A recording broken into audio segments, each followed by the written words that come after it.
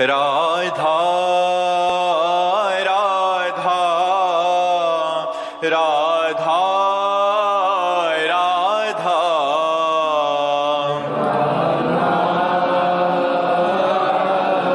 राधा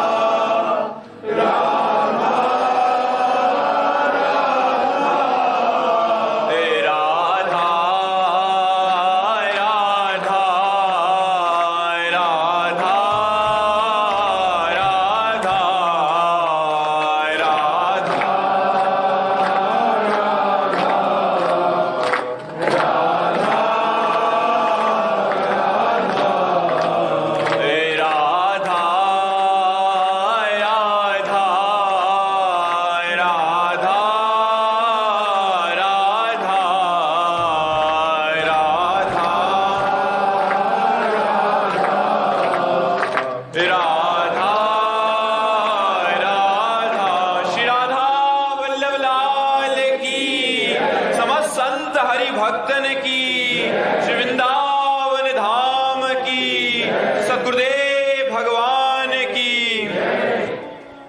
नेहा वर्मा जी। राधे राधे।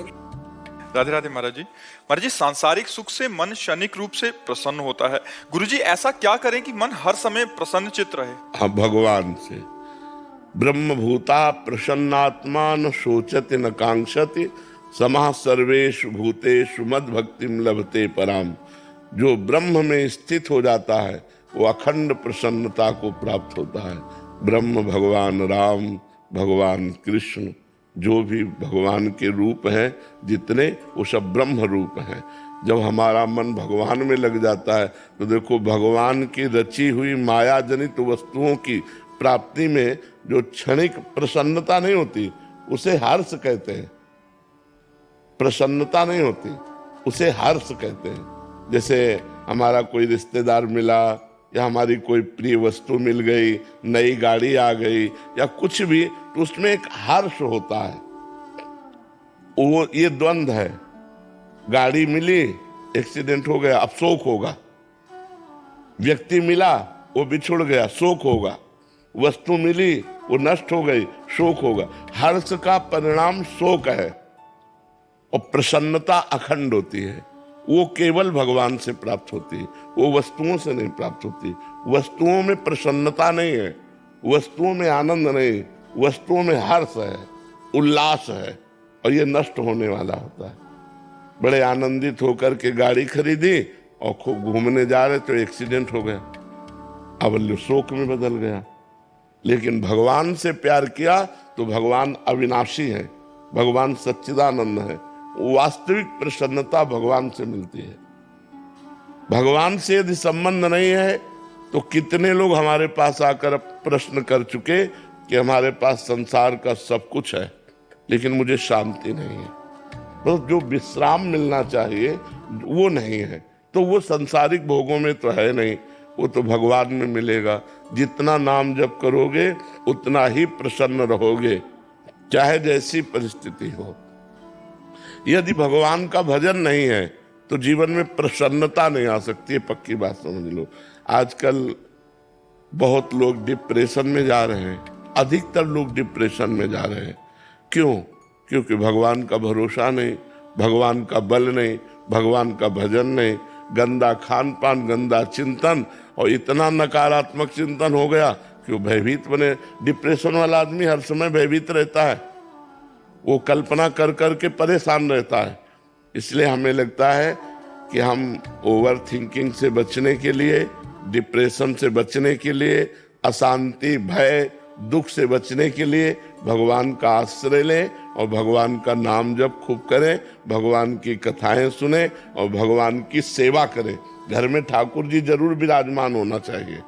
सबको अपने घर में ठाकुर जी विराजमान करने चाहिए, भगवान विराजमान करने, थोड़ी देर उनकी पूजा करनी चाहिए, थोड़ी देर उनको सामने कीर्तन करना चाहिए, उनकी दंडवत करनी चाहिए। एक बार भगवान कृष्ण को प्रणाम करने से 10 अश्वमेध यज्ञ का फल प्राप्त होता है।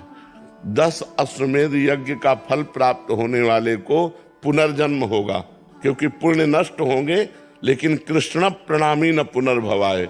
जो भगवान कृष्ण को प्रणाम करता है, महाभारत में लिखा हुआ है, एकोपि कृष्ण कृता प्रणामो दशाश्वमेधा व्रतेन तुल्या, दशाश्वमेधि पुनरेपि जन्मो कृष्ण प्रणामी न पुनर्भवाय। 10 अश्वमेध यज्ञ का फल प्राप्त होता है साष्टांग दंडवत करने से भगवान को। 10 अश्वमेध यज्ञ वाला स्वर्ग में पुण्य भोग कर पुनः जन्म लेगा, लेकिन भगवान को प्रणाम करने वाला पुनर्जन्म नहीं लेगा। तो अपने घर में ठाकुर जी विराजमान करे, उनको भोग लगावे, उनकी आरती करे, कीर्तन करे, उनके सामने नाचे, उनके सामने दंडवत करे, हाथ जोड़कर प्रार्थना करे, अभी मंगल हो जाए, अभी आनंद हो जाए। तो घर में तो टीवी लगाए हैं, पर इधर उधर की बातें देखते हैं, मन को प्रभु में लगाना नहीं, तो फिर अशांति नहीं तो और क्या। अब जिसको देखो मोबाइल में लगा रहता है, जिसको देखो मोबाइल में लगा रहता है। 1 मिनट भी मोबाइल से अलग रहना पसंद नहीं है, कि शांति से बैठकर भगवान का चिंतन कर रहे हैं, शास्त्रों का स्वाध्याय कर रहे हैं, ठाकुर जी की सेवा कर रहे हैं। मोबाइल में इतनी प्रीति हो गई कि अगर ठाकुर जी की सेवा होगी तो बगल में रखा रहेगा वो, और वो कुन्न कुन्न करता ही रहता है तो मन एकाग्र नहीं हो पाता ना ठाकुर सेवा में ना भजन में। तो देखो किसका मैसेज आया, देखो किसका। तो इसलिए नाम जप करो, भगवान की सेवा करो। जयदीप सिंह जी सूरत से। राधे राधे। राधे राधे महाराज जी। महाराज जी आपके चरणों में कोटि कोटि दंडवत प्रणाम। महाराज जी श्री जी की कृपा से गुरुदेव आपको सुनने के बाद जीवन में बहुत परिवर्तन आया। महाराज जी मेरा सवाल है कि शास्त्रों में लिखा है कि कलयुग में मानसिक पाप का फल नहीं मिलता या पाप नहीं माना जाता, तो ये दुष्ट मन मानसिक पाप करवाता है महाराज जी, और बोलता है कि ये पाप कर्म तो है नहीं है। मैंने आपके सत्संग लेकिन उससे मन गंदा तो होता है ना। जब हम गलत चिंतन करते हैं तो उसका दंड तो हमें नहीं मिलेगा, लेकिन हमारा मन गलत संस्कार से युक्त हो रहा है, गंदा हो रहा है, मलिन हो रहा है। फिर उसके द्वारा जो संकल्प बनेगा उस क्रिया को तुम रोक नहीं पाओगे। जब हम गलत चिंतन करते हैं तो हमारे अंदर उसके भोगने की इच्छा प्रकट होती है। ध्यायते विषयास पुंसास संगास तेषु उपजायते, संगात संजायते कामः। फिर काम का प्रादुर्भाव होता है और फिर हम नष्ट हो जाते हैं। तो हमें पहले ही प्रक्रिया में जब हमारा गलत चिंतन मन कर रहा है, उसी समय में राधा राधा राधा राधा और गलत चिंतन हमें रोकना है। हमें गलत चिंतन का दंड तो नहीं मिलेगा, लेकिन हमारा संस्कार गलत हो जाएगा, हमारा मन गंदा हो जाएगा। मन गंदा हो गया तो तन गंदा होने में देर नहीं लगेगी, और तन गंदा और मन गंदा तो फिर दुर्गति पक्की। इसलिए हमें राधा राधा, जिस समय हमारा मन गलत संकल्प करता हो, गलत चिंतन करता हो, उस समय यदि हम नाम चला रहे तो हमारा मन पवित्र हो जाएगा। वो गंदी बातें जो चिंतन में बराबर चल भी रही हो, हम राधा राधा बोल रहे हैं तो बराबर गंदी बात भी चल रही, तो सब डिलीट होती जाएगी, वो सब नष्ट हो जाएगी। वो हमारे मन को गंदा नहीं कर पाएगी। नहीं तो जब हम गंदा चिंतन करेंगे तो गंदी क्रियाएं होंगी। गंदा चिंतन और गंदी क्रियाएं ये हमारी दुर्गति कर देगी। मानसिक पाप तो नहीं होते, लेकिन जो मन में हमारे आता है उसे रोकने की सामर्थ्य भी तो नहीं है, तो वही क्रियाएं होने लगेंगी। इसलिए बहुत सावधान रहिए, जब गंदा चिंतन चले तो नाम जप कीजिएगा। मितुल जी गुजरात से। श्री हरिवंश महाराज जी। महाराज जी हमने अक्सर सुनते हैं कि सच्चा वैराग्य मन को सभी प्रकार के बंधनों से मुक्त करता है, पर क्या ये संभव है कि कभी-कभी किसी व्यक्ति में एक प्रकार का अकारण भय उत्पन्न हो जाए जो उसे वैराग्य की ओर प्रेरित करे, लेकिन वो वैराग्य प्रेम या समझ से ना होकर केवल संसार के प्रति एक नकारात्मक प्रतिक्रिया हो? यदि ऐसा है तो इस भय जनित वैराग्य की प्रेम जनित वैराग्य में कैसे परिवर्तित किया जाए ताकि हमारे केवल भय का परिणाम ना होकर भगवत प्रेम की स्वाभाविक अभिव्यक्ति बने? इसमें नवधा भक्ति सहायक होगी। किसका प्रश्न है? इसमें नवधा भक्ति सहायक होगी। भगवान के परम पावन चरित्रों का श्रवण कथन, भगवान का नाम कीर्तन, भगवान का नाम जप, भगवत भाव से सबको सुख पहुंचाना। देखो, किस बात से वैराग्य लेना है ये बात समझना है। गलत आचरण जो पाप है बस उससे हटना है। हमें पानी पीना है, हमें अन्न पाना है, हमें कपड़ा पहनना है, हमें समाज में रहना है, हमें समाज के व्यवहार से युक्त रहना है, जीना है। अच्छा, मान लो जैसे कह दो आपकी बैरागी होकर बाबा जी, तो हम तो बचपन से हैं, आना पड़ा ना समाज में। जाने के पहले यहाँ से भगवान ने कि तुम्हें जो कुछ प्राप्त हुआ समाज को दीजिए और फिर आइए। तो समाज का स्वरूप भगवान का स्वरूप है, ये सब भगवत स्वरूप है। अगर हम इनसे नकारात्मक भाव रखेंगे तो हमें भगवान की प्राप्ति नहीं होगी। मैं सेवक सचराचर रूप स्वामी भगवंत, मेरा आराध्य देव सब रूपों में विराजमान, मैं सेवक हूं, ऐसी भावना से यदि चला जाए तो वैराग्य अपने आप शुद्ध भगवत प्रेम प्रकट कर देगा। अब जैसे वैराग्य में व्यक्ति के प्रति घृणा, तो घृणा और नफरत ये अशांति पैदा करती है। वो सच्चा वैराग्य नहीं। नहीं नहीं, सच्चा वैराग्य है कि जैसे हम अपनी माँ के पास बैठते हैं तो हमें काम नहीं सताता। तो जननी सम जानहि पर नारी, धन पराए विषते विष भारी। संपूर्ण जगत की माताओं बहनों के प्रति पवित्र भाव हो, घृणा का भाव नहीं होना चाहिए। घृणा नफरत ये वैराग्य नहीं है। वैराग्य ये है कि हम उनके समीप रहते हुए भी गंदी वासना से युक्त न हो, और ये तभी हो सकता है जब हम भगवान का भजन करेंगे, पवित्र आहार पाएंगे, अच्छा संग करेंगे। कुसंग करेंगे, गंदा भोजन पाएंगे, गंदा चिंतन होगा, फिर गंदा व्यवहार हो जाएगा। इसलिए बहुत सावधान। जैसे लोग शराब पीते हैं तो अब उनकी बुद्धि भ्रष्ट हो जाती है, वो पवित्र संबंधों को भी दूषित कर रहे हैं। तो ये जो गंदे खाद्य हैं, गंदे पेय पदार्थ है और गंदा संग है, ये हमारी बुद्धि को भ्रष्ट करता है। और अच्छा सात्विक भोजन है, पवित्र प्रेय है, और हम साधु संग करें तो ये हमारी बुद्धि को शुद्ध करता है। और शुद्ध बुद्धि सही निर्णय करती है, अशुद्ध बुद्धि गलत निर्णय करती है। तो वैराग्य का मतलब घृणा करना नहीं है। हम तो समझे थे त्याग का मतलब होता है कि सबसे नफरत करके एक अकेले अपने शरीर से प्यार करो, दूसरे शरीर से नफरत करो, तो वही भावना बन। नहीं नहीं, बिल्कुल नहीं। वैराग्य तो इससे लेना है, इससे हो गया तो सबसे वैराग्य हो गया। गंदगी का घर तो अपना शरीर है। तो अपने खुद का शरीर का भाव कैसे छूटेगा? नाम जप करो, भगवान की आराधना करो, तो देहाभिमान नष्ट हो जाएगा। हर स्थिति में आनंद बना रहेगा। अब जैसे हमारा शरीर है, ये हमारे लिए एक कपड़ा है, मैं नहीं हूं। तो शरीर का राग तभी मिटेगा जब डट के भजन करोगे, पवित्र भोजन करोगे, पवित्र संग करोगे, तभी होगा। नहीं तो अपवित्र भाव में शरीर राग पुष्ट होता है। देखो कितना शरीर राग लोगों का पुष्ट है कि अपने शरीर के पोषण के लिए दूसरे शरीरों को खा रहे हैं। मुर्गा, बकरा, गाय, भैंस, कुछ नहीं बच रहा, सब खाए जा रहे हैं। किस लिए? शरीर के लिए ही तो, शरीर राग के लिए। यदि शरीर राग नष्ट हो जाए तो सच्चा वैराग्य है। दूसरों से वैराग्य करना तो सरल है, लेकिन अपने शरीर से वैराग्य करना सही वैराग्य है। फिर मन सहज अपनी प्रेम प्रीति में लग जाता। हाँ, भगवान का भजन, खूब नाम जप करो, भगवत आराधना करो, बस पवित्र भोजन होना चाहिए। जैसा जाए अन्न वैसा बने मन, और जैसा पियो पानी वैसी बने वाणी। हाँ देखो ना, शराब पीते तो वाणी बदल जाती है कि नहीं बदल जाती है? तो इसलिए खान पान सही रखो। एकता दीवान जी। राधे राधे महाराज जी। महाराज जी, मनुष्य को प्रशंसा या निंदा में कैसा स्वभाव रखना चाहिए? सम मान निरादर आदर ही।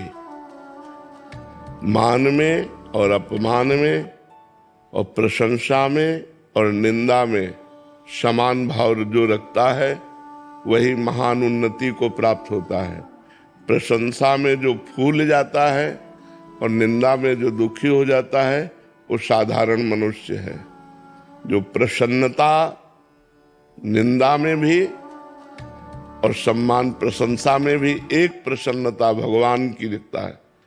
भगवान की इच्छा है प्रशंसा हो रही, भगवान की इच्छा है निंदा हो रही।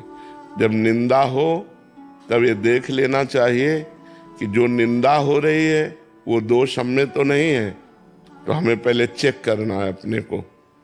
अब अगर उत्तर आया अंदर से नहीं, तो हमें प्रसन्न रहना चाहिए, वो उसका स्वभाव है। भगवत प्रेरित निंदा कर रहा है, अब हमारी कोई प्रशंसा कर रहा है, तो हमें देखना चाहिए कि हम में कोई सद्गुण नहीं था। अगर कोई सद्गुण है वो भगवान का दिया हुआ है, तो ये प्रशंसा भगवान की हो रही है, मेरी नहीं। प्रशंसा स्वीकार करने से अभिमान पुष्ट होता है, इसलिए प्रशंसा स्वीकार न करे, और निंदा होने से अभिमान नष्ट होता है। इसलिए निंदा को माने कि भगवान से प्रेरित होकर हमारे अभिमान का नाश करने के लिए भगवान निंदा करा रहे हैं। शांत भाव से संतों ने तो कहा, निंदक नियरे राखिए आंगन कुटी छवाए, बिना साबुन बिना पानी निर्मल करे शोभाए। अगर कोई निंदा हमारा कर रहा है तो हमारे पापों को नष्ट कर रहा है, हमारे दुखों को नष्ट कर रहा है। इसलिए पहली बात तो समान भाव रखे, और दूसरी बात है प्रशंसा भगवान की, और निंदा अपने अभिमान को नष्ट करने के लिए स्वीकार करे, तो बहुत अच्छा लाभ प्राप्त होता है, और भगवान की कृपा से वो अच्छा आध्यात्मिक आदमी बन जाता है। अमित जी, गुरुग्राम से। महाराज जी, क्या मुक्ति हेतु ये अधिक उपयुक्त है कि इंसान अपने पुराने कर्मों का पूर्ण रूप से फल इसी जन्म में ज्यादा से ज्यादा भोग ले? देखो, ज्यादा से ज्यादा और कम से कम भोग ही नहीं सकता, क्योंकि शरीर बनने के समय एक निर्णय लिख गया, उतना ही भोगना है, चाहे सुख हो चाहे दुख हो। अब जो हमारा संचित गोदाम जमा है कर्मों का, जिसे संचित कर्म कहते हैं, वो तपस्या के द्वारा, ज्ञान के द्वारा भस्म किया जाता है। वो साधारण तपस्या से भस्म नहीं होता। जब निरंतर भगवान का भजन करे, ब्रह्मचर्य से रहे, पवित्र आचरण, तो वो गोदाम भस्म होगा। और जो नए कर्म हम कर रहे हैं वो भगवान को अर्पित करें, पवित्र कर्म, तो ये हमको बांधेंगे नहीं। और जो प्रारब्ध शरीर रचना हो गई उसे भोग लेते वो मुक्त हो गया। संचित को भस्म करके, क्रियमाण को निष्फल करके, प्रारब्ध को जो भोग लेता है वो मुक्त पुरुष हो जाता है। समझ रहे हो आप? दीप चंचल जी। राधे राधे महाराज जी। महाराज जी, एक भक्त कैसे समझे कि कहाँ भगवान की इच्छा और कहाँ उसका कर्तव्य, दोनों में संतुलन कैसे बनाए? तस्मात् शास्त्रम प्रमाणम ते कार्या कार्यो व्यवस्थित हो। यदि शास्त्र सम्मत इच्छा है तो भगवत प्रेरित है, यदि शास्त्र विरुद्ध है तो काम प्रेरित है। अर्जुन जी ने भगवान से पूछा कि ना चाहते हुए भी ऐसा लगता है कोई हमारे ऊपर बैठकर हमसे पाप कर्म करा देता है, तो भगवान ने कहा, कामेश क्रोधेश रजोगुण समुद्भवा। ये रजोगुण से प्रकट हुआ काम और क्रोध, यही हिंसा और पाप करवाता है। तो काम प्रेरणा से धर्म विरुद्ध आचरण की प्रेरणा होगी, और राम प्रेरणा से धर्म युक्त आचरण की प्रेरणा होगी। ये पहचान है। अगर धर्म के विरुद्ध कोई बात है तो काम अंदर बैठा हुआ काम रूपी शत्रु, वो हमसे पाप कराना चाहता है, और धर्म युक्त है तो भगवान से प्रेरित है। ये बात देखना चाहिए। अब जैसे दूसरी माई बहन की तरफ गंदी दृष्टि, गंदी क्रिया, गंदी भावना, ये सब काम के अंतर्गत है। काम कामना वासना ये पाप कर्म करा रही है। इसे हम नहीं कह सकते कि भगवान के द्वारा प्रेरित है। और दूसरों का उपकार करना, खूब नाम जप करना, ये अच्छे अच्छे आचरण होना, ये भगवान की प्रेरणा से होते हैं। ये बात समझना है। लक्षिता खंडेलवाल जी। राधे राधे महाराज। राधे राधे महाराज जी। महाराज जी, क्या एक भक्त का बहुत भक्ति में लीन होना उसकी पढ़ाई में रुकावट हो सकता है? कभी कभी पढ़ाई ऐसा हो ही नहीं सकता कि एक विद्यार्थी बहुत भक्ति में लीन हो जाए, उसकी पढ़ाई रुक जाए। ऐसा नहीं है, क्योंकि पढ़ाई भी तो भक्ति है। जैसे एक किसान आदमी भक्ति करता है तो खेती छोड़ थोड़ी देता है, व्यापारी भक्ति करता है तो व्यापार थोड़ी छोड़ देता है। अम्बरीश जी चक्रवर्ती सम्राट थे तो राज्य छोड़ के बाबा जी थोड़ी बन गए, राजा ही तो थे। जनक जी परम ज्ञानी महात्मा है तो राजा ही तो थे। तो अपने कर्तव्य का पालन करना ही तो भक्ति है। तो एक विद्यार्थी के जीवन का विद्या अध्ययन करना ये भक्ति है। नाम जप करे और समय से विद्या अध्ययन करे, विद्या का अपना कार्य पूरा करे, यही तो भक्ति है। भक्ति का मतलब थोड़ी है कि हम माला लेके बैठ गए सब छोड़ दिया, नहीं, ये बात नहीं। भक्ति को समझना होगा। एक व्यापारी का व्यापार भक्ति है, एक डॉक्टर का मरीज भक्ति है। जितने मरीज आए उनको भगवान की भावना से सेवा करो। अपने अपने पद, अपने अपने कर्तव्य रूपी पूजा से भगवान को रिझाओ और नाम जप करो, कोई परेशानी नहीं।